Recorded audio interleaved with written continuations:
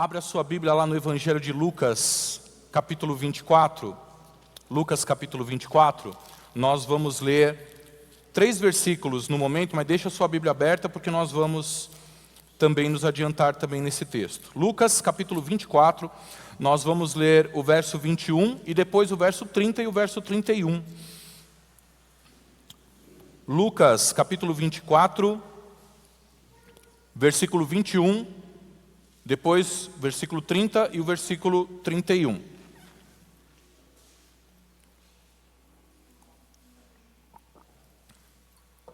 Mesmo assentados, mas com toda a reverência à palavra de Deus. Lucas, capítulo 24, o versículo 21 e depois o 30 e o 31. Palavra do Senhor que nos diz assim: nós esperávamos que fosse Ele quem havia de redimir Israel. Mas depois de tudo isso, já estamos no 3º dia desde que essas coisas aconteceram.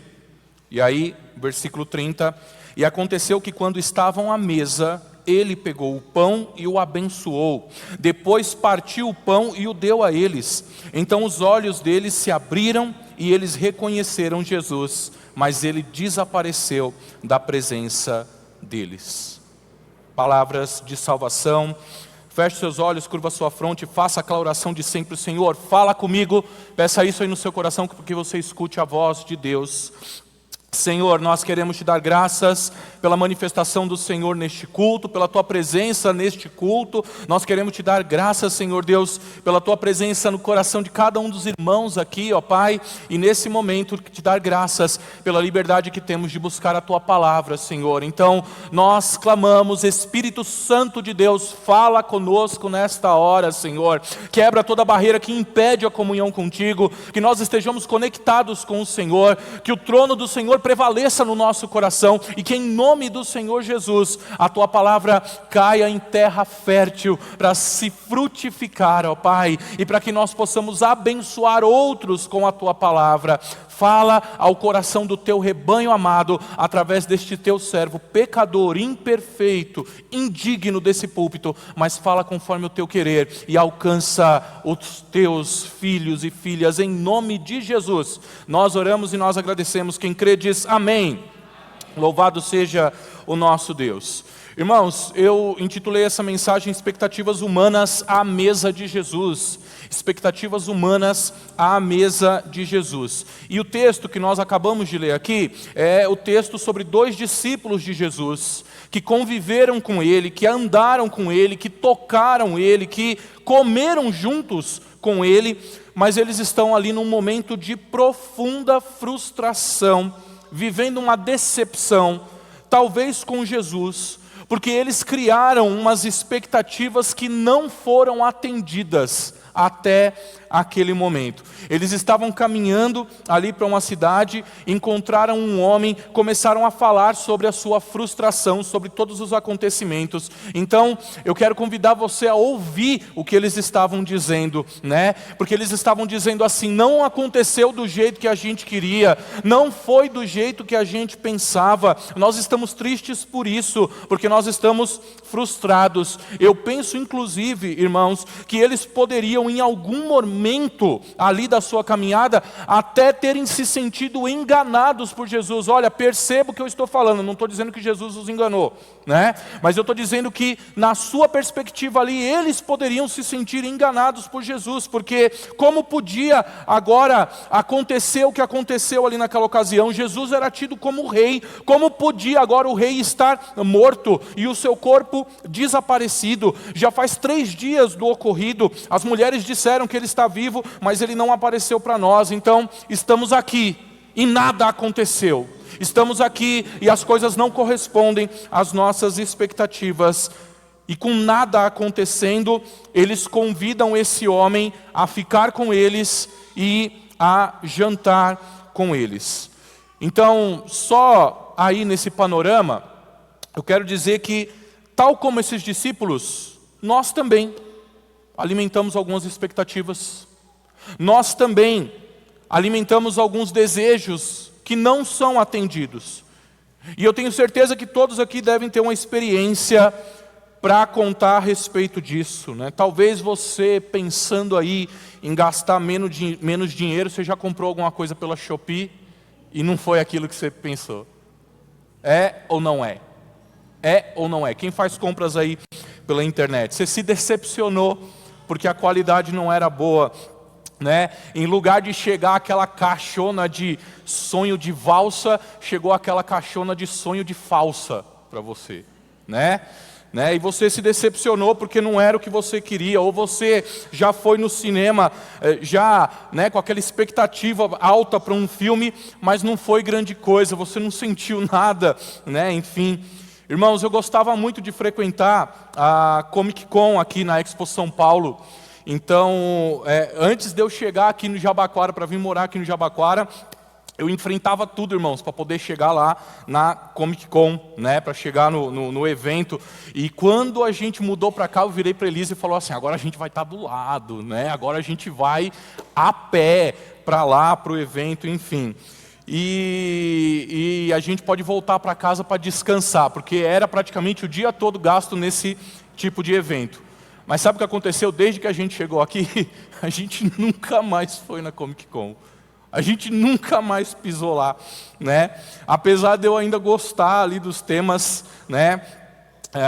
Aquela animação, aquela disposição, inclusive a disposição financeira para gastar, né? Pagar os ingressos ali que ficaram muito caros. Essa disposição em 5 anos que a gente está aqui não veio ainda, né? Talvez quando a gente for embora do Jabaquara, aí a gente se anima para vir de novo lá na Comic Con. Mas vocês estão entendendo, irmãos? Né? Vocês estão entendendo que num cenário ideal, tudo parecia favorável, né, para participar. Num cenário ideal, estava tudo certo, estava tudo planejado para participar. Mas quando nós chegamos aqui, nós percebemos que não era um cenário ideal. E é por isso que o nosso primeiro ponto para a gente meditar agora é: Jesus não nos chama para situações ideais. Presta atenção nisso e guarda isso no coração, guarda isso na sua mente. Jesus não nos chama para situações reais. Eu sei que você sabe do que eu estou falando, porque cada um de nós aqui já sentiu na pele esse tipo de coisa, né? Uma delas acontece muito aqui dentro e depois lá fora, lá na rua, né? Aqui de vez em quando algumas pessoas falam que, né, se arrepiam e a gente fala, meu Deus, que palavra, que cânticos de alegria. A gente canta, né, os cânticos de alegria, a gente canta os cânticos de vitória, mas parece que quando a gente sai por aquelas portas ali, quando a gente sai para o lado de fora dos portões da igreja, é muito possível acontecer uma frustração do tipo, olha, o que foi anunciado lá dentro, olha o que foi falado lá dentro, eu achei tão legal, tão certo, tão bom, mas não funciona aqui, não aconteceu aqui. A minha expectativa em relação ao que eu gostaria de viver, a partir das coisas que eu ouvi, a partir daqui dentro da igreja, enfim, a partir das experiências ou das expectativas que eu mesmo criei, isso não acontece. E aí eu me vejo frustrado. Talvez você já tenha sentido isso alguma vez, irmãos. Eu senti. E sinto, muitas vezes. Já senti isso, inclusive, com palavras que eu mesmo preguei aqui. Eu não preciso ser hipócrita com os irmãos. Porque um pregador que não é confrontado pela palavra de Deus no seu dia a dia, ele perdeu o temor da palavra de Deus. Perdeu o temor do que é o se comunicar com Deus. Não sabe o que é viver buscando santidade, não sabe o que é a vida cristã. Inclusive, eu faço um alerta para você, cuidado com esses pregadores que aparecem por aí, cuja vida parece perfeita, cuidado. O apóstolo Paulo, ele disse que ele era o pior dos pecadores. Cuidado se você vai seguir esse tipo de gente, não vá atrás desses caras. Porque Jesus não nos chama para situações ideais, de redes sociais. Jesus nos chama para situações reais. Sabe, isso não acontece num ambiente controlado, irmãos. Olha, posso falar uma coisa? Aqui dentro é muito fácil demonstrar fidelidade a Deus, demonstrar fidelidade à palavra, enfim. Mas a prova mesmo é lá fora. A prova mesmo é lá fora. Quando não tem ninguém olhando, e eu já falei aqui, né? O negócio de ser crente não é aqui com todo mundo olhando para você, com todo mundo vendo a sua performance, com todo mundo vendo o jeito que você atua. Não, o negócio é ser crente quando não tem ninguém olhando. O negócio é ser crente quando não tem ninguém ali para te julgar. E aí, você é crente mesmo? Mesmo quando não tem ninguém olhando? Né? Eu costumo comparar isso como um jogo de futebol, irmãos e irmãs. Aqui na igreja, aqui não é o jogo. Aqui não é o jogo. Aqui é o vestiário. Aqui é o centro de treinamento. E tem gente querendo jogar o jogo dentro do vestiário, dentro do centro de treinamento. E a gente fala, não, mas o jogo de verdade é lá fora. Você percebe isso? Né? Você percebe que é diferente. A gente precisa lembrar que é lá no mundo real o jogo, é lá no mundo real o ser crente, sabe? Lá onde chove, lá onde a gente está sujeito aí às intempéries, lá onde o gramado é ruim, lá onde o outro time vem bater, vai perseguir, vai roubar a bola. Aqui no vestiário é um treino, aqui no vestiário não é a realidade. Irmãos, eu ouvi recentemente um testemunho de uma pessoa da cultura oriental, e ela se converteu a Jesus, e ela contou que a primeira coisa que aconteceu logo depois da sua conversão foi ser abandonada pela sua família. Me fala se isso é perspectiva, né, para a vida de um crente. Então, ela contou que os orientais eles têm um costume ali de manter dentro das suas casas um altar que é dedicado aos seus antepassados. E eles prestam respeito, acendem incenso, param lá para fazer preces, orações. Eles dizem que isso é prestar respeito aos seus antepassados. É uma disciplina espiritual. E essa pessoa, quando se converteu a Cristo, reuniu a família e disse, isso não faz mais sentido para mim. Isso não é mais certo do meu ponto de vista, porque agora eu adoro o antepassado de todos, que é o Senhor Jesus. Ele é o primogênito da criação. Eu adoro a Ele, não mais os meus antepassados. E a família achou isso um absurdo e abandonou essa pessoa. Você acha que foi só? Né? Aconteceu mais uma coisa. Ela tinha uma empresa. E ela falou assim que ela tinha empresa, porque quando ela se converteu, quando esse rapaz se converteu, ele se deu conta que a sua maneira de trabalhar na empresa era uma maneira irregular, ilegal. Ele era injusto, inclusive com os funcionários dele.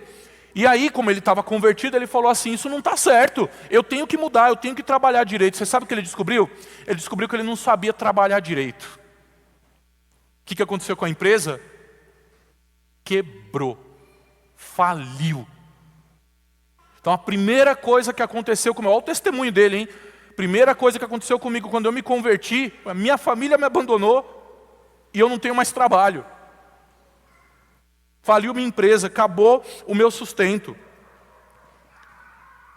E aí eu fiquei pensando, irmãos, depois de ouvir esse testemunho, eu pensei, né? Será que essa era a expectativa da pessoa ao aceitar Jesus?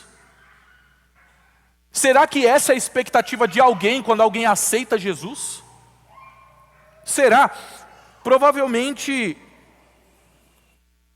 essa pessoa poderia abandonar, mas ele permaneceu firme, graças a Deus. Ele permaneceu firme. Daí vem alguém perguntar assim, então, o que é que nos mantém firmes, já que à medida que nós conhecemos o Evangelho, à medida que nós conhecemos a pessoa do Senhor Jesus, a gente descobre que Ele não é alguém que veio satisfazer meus desejos, Ele não é alguém que veio sustentar as minhas coisas, né? Ele não é alguém que veio satisfazer as minhas expectativas. Irmãos, prestem atenção, porque o Evangelho não é aquela mensagem de venha, seja feliz, fique satisfeito e tenha tudo o que você gostaria de ter. Não é assim, porque Jesus não nos chama para situações ideais.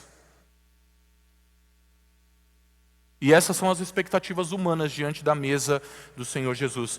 Jesus nos chama para um compromisso com Ele.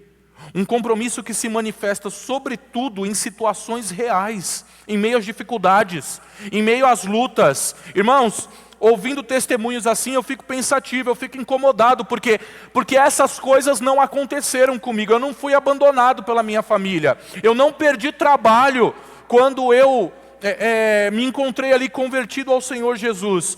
Mas eu sei que isso pode acontecer e acontece com muita gente. E eu fico ali pensando, será que essa pessoa passando por uma dificuldade dessa, por uma barra dessa, ela vai permanecer na fé? Será que essa vida não vai cansar essa pessoa?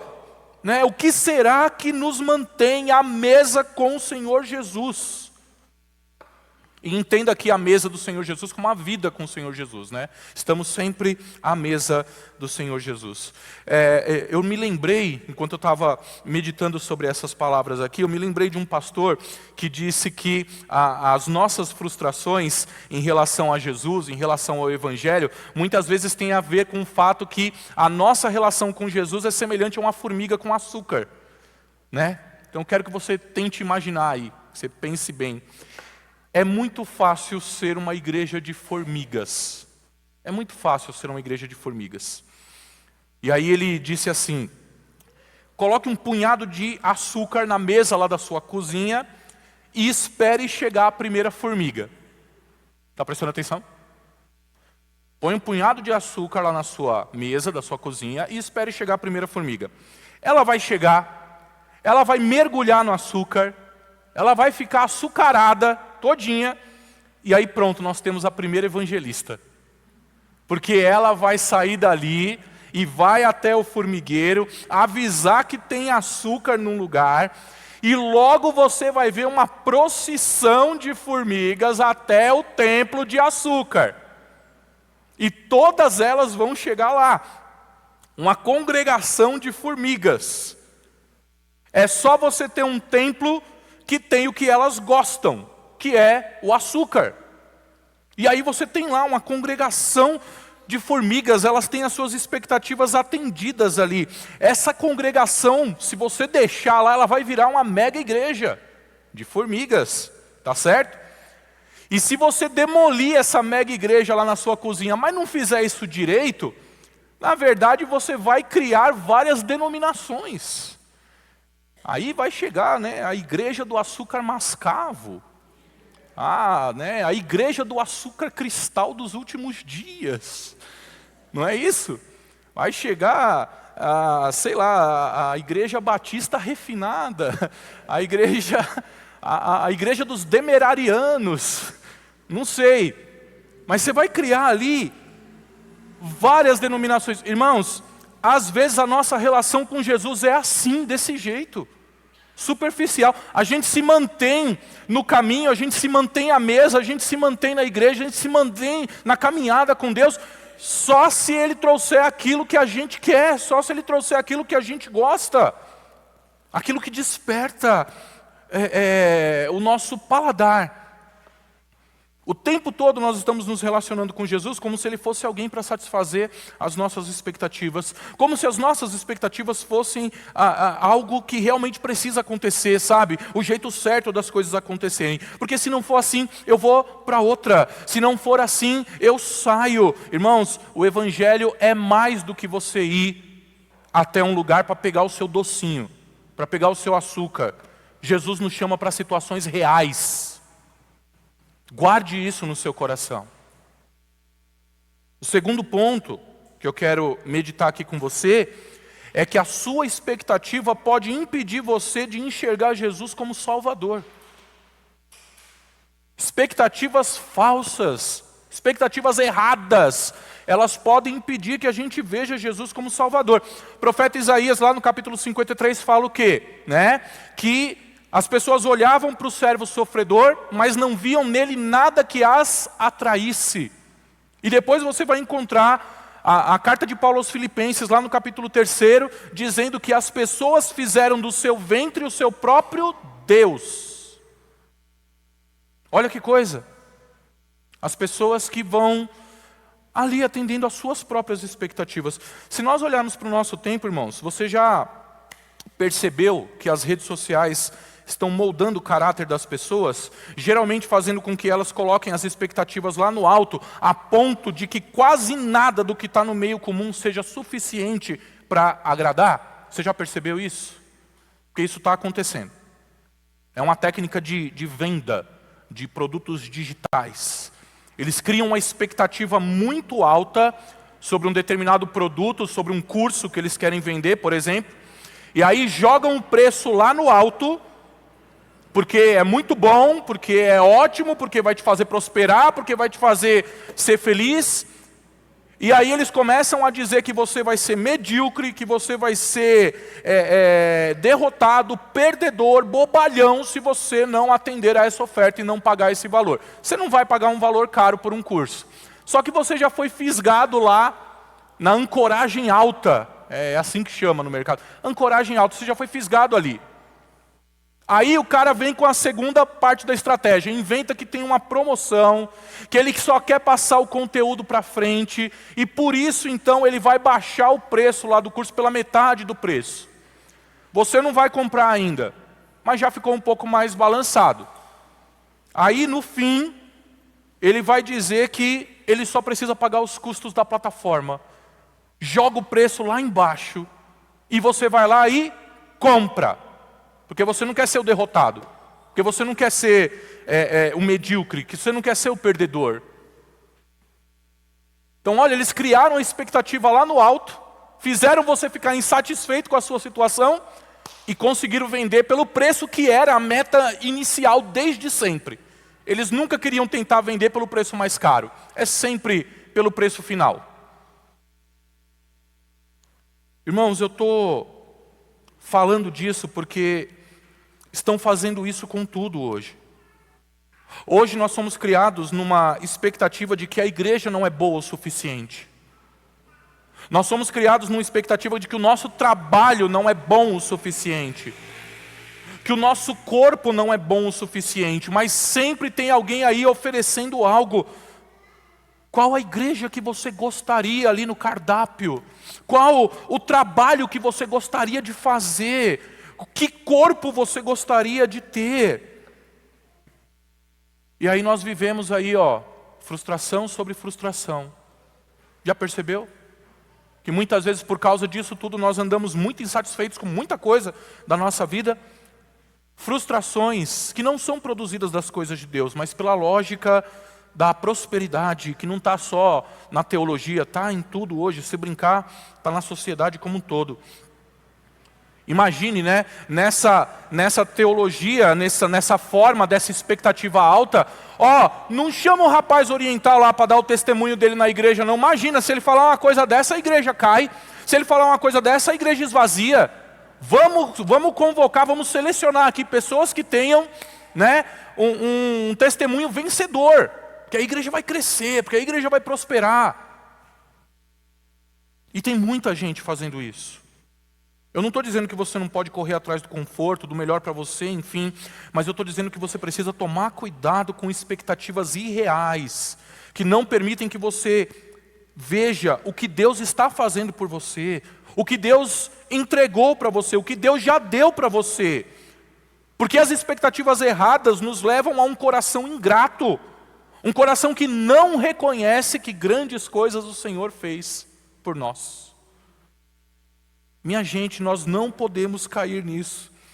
Jesus não veio enganar você com açúcar na mesa dele, não. Jesus não veio fazer uma igreja de formigas ali atraídas por açúcar. Ele não veio entregar um docinho para você nessa mesa. Mas Ele ainda quer partilhar com você algo nessa mesa. E o que é que eu posso receber de Jesus? O que é que Jesus reparte à mesa? Quando Ele morre na cruz do Calvário e quando Ele ressuscita ao terceiro dia, Ele partilha com você a própria vida dEle. É isso que Ele reparte com você na sua mesa. E Ele faz isso para que você também possa repartir novamente a vida dEle com outras pessoas. Daí você pode perguntar assim, mas quem disse que eu quero a vida de Jesus partilhada comigo, repartida, a vida dele repartida comigo? Quem disse que eu quero isso? Eu quero viver a minha vida. E aqui está a grande ilusão das expectativas humanas. Não existe vida real além da vida de Jesus. Você ouviu bem? Que eu vou repetir. Não existe vida real além da vida de Jesus. Não existe essa história de eu vou viver a minha vida. Vida sem Jesus não é vida. Vida sem Jesus não é vida. Em Colossenses está escrito o que, irmãos? Nele foram criadas todas as coisas, no céu, na terra e debaixo da terra, as visíveis e as invisíveis. Ele é antes de todas as coisas e nele tudo subsiste. Nele tudo se sustenta. Né? Há gente que diz, não, eu quero viver a minha vida. Mas você não tem vida, a não ser que Ele te dê a vida. A verdade é essa. Nós não temos vida enquanto Jesus não nos der a sua vida. Essa minha vida que eu quero viver aqui, a Bíblia chama de fumaça. É um vapor, é uma névoa, é uma sombra do que é a vida que Jesus compartilha conosco. Viver uma vida sem Jesus é como pular de paraquedas, mas sem paraquedas. Sabe? E aí na hora que você pode chegar lá, você pode olhar para Deus e dizer assim, olha o meu carro, né? Olha a minha casa, olha os meus ganhos, olha tudo que eu consegui. Enquanto a gente está lá fazendo isso, nós estamos em queda livre para a morte. E tudo o que você precisa realmente é de alguém que mergulhe com você nessa queda para te puxar de volta. Para a sua vida ser verdadeira, você precisa de Jesus, mesmo que Ele não corresponda às suas expectativas. Porque Ele vai te dar expectativas reais. Ele vai te dar expectativas verdadeiras sobre a vida. Jesus não vai enganar você. Terceiro ponto e último, para a gente encerrar. Quando a gente vem para a mesa de Jesus, aí nós compreendemos tudo isso. O texto mostra 2 discípulos frustrados, porque as coisas não aconteceram do jeito que eles queriam.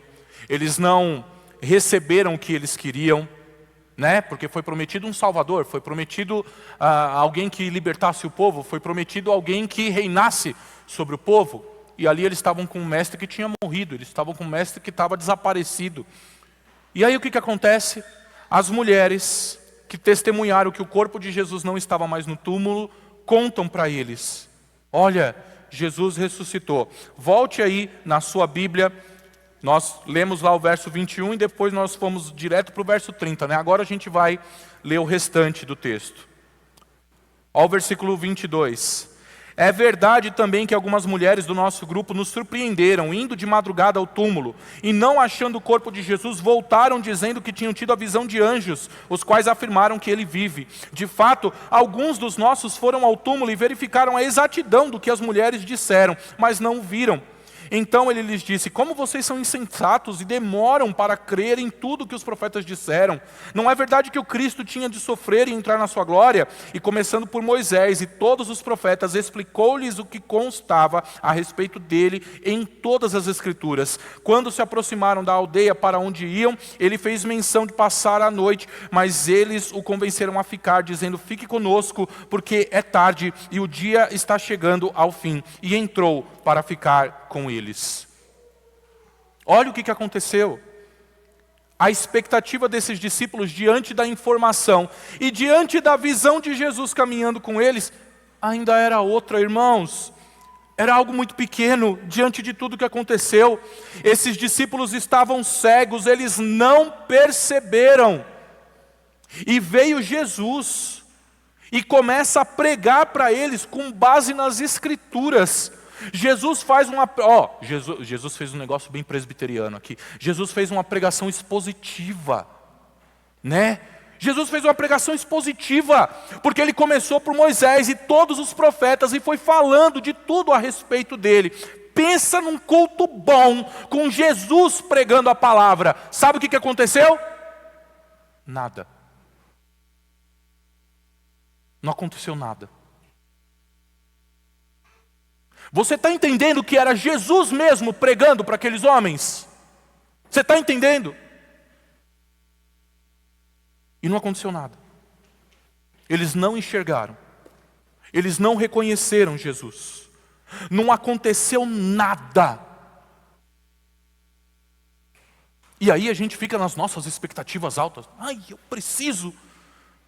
estar num lugar com jogo de luzes, eu preciso estar num lugar de um determinado jeito. Ah, não, mas eu só vou ouvir a palavra, só vai funcionar para mim se eu sentir assim, se eu sentir assado, se eu sentir desse jeito ou do outro. Meus irmãos, quando as nossas expectativas estão no lugar errado, Jesus pode estar se esgoelando na sua frente, mas a gente não percebe. A verdade é essa. Não aconteceu nada até que o Senhor Jesus os chamou à mesa. Percebeu isso? Não aconteceu nada, eles não viram nada, não perceberam, não se deram conta da pregação, até que Jesus os chamou à mesa. E aí o que aconteceu? Os olhos deles se abriram e eles o reconheceram. À mesa com Jesus. Jesus não é aquele que tem só uma conversa boa, não é só aquele que fala e arrepia, que arde o coração. Jesus não é só esse. Jesus é aquele que caminha com você, mesmo lá nas suas expectativas erradas, com as nossas expectativas erradas. Jesus reparte a vida dele com você. E daqui para frente, irmãos, aí não dá mais para andar do mesmo jeito de antes. Não dá para caminhar igual antes, porque os nossos anseios vão ser transformados por Deus. Eu creio assim, que eu não preciso mais viver com expectativas falsas em relação a Jesus. Eu não preciso e não posso achar que Jesus está aqui para validar as minhas vontades. Então, se não é por aí, se Deus não existe para satisfazer o meu ventre, as minhas vontades, as minhas expectativas, o que me segura com Ele? Por que eu continuo? Por que nós estamos aqui? Por que nós nos definimos como seguidores de Jesus? É porque o Senhor nos chama à sua mesa para repartir a sua vida. É porque o que Ele tem para oferecer é muito melhor do que qualquer expectativa que você possa ter aí na sua vida. A cruz é esclarecida na mesa. O sacrifício de Jesus é conhecido e compreendido na mesa. A oferta de Jesus é aceita na mesa. E a vida de Jesus será a nossa vida a partir da mesa. Então, com isso, eu quero convidar você para esse momento especial, que é o momento da mesa. É o momento de partilhar com os nossos irmãos. É o momento da gente partilhar com Deus. É o momento da gente enxergar Jesus partilhando do seu corpo e do seu sangue com a gente. Quero chamar os presbíteros que estão conosco hoje para que tomem assento aqui à frente.